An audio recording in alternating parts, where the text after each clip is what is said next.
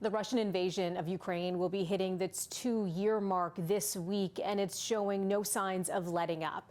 So what's the local reaction been? Faiza Amin joins us now. I'm wondering, closer to home, what the feelings are as we lead up to this somber anniversary.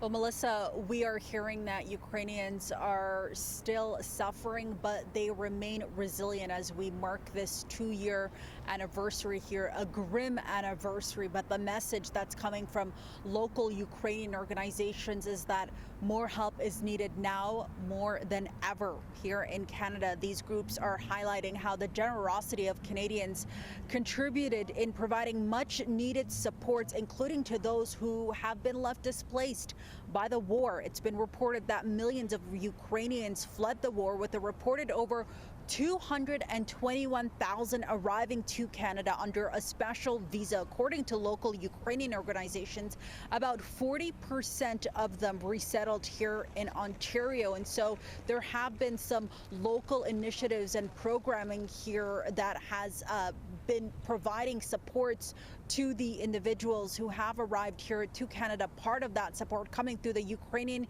humanitarian appeal that has raised $67 million and also received 90,000 donations. So they say that the money has gone to support a wide range of individuals for and in many different ways here, including providing shelter, food, medical care to displaced people in Ukraine, in neighboring countries, along with here in Canada, also supporting Ukrainians with hospital equipment, medical equipment as well, food and shelter there also. With violence showing no signs of slowing down, organizations saying this demand remains.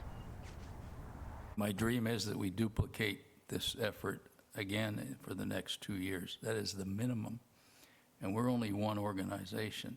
The last time I checked, there was like close to 600 other NGOs that were helping out in Ukraine. The demand is beyond belief. We're just a drop in the bucket, but we want to keep those drops going, because eventually we'll be able to fill it up and help the people survive. Okay? We can't win the war for them, but at least once they're displaced, we got to be able to look after their bodily needs, their mental needs, and hopefully it'll one day end.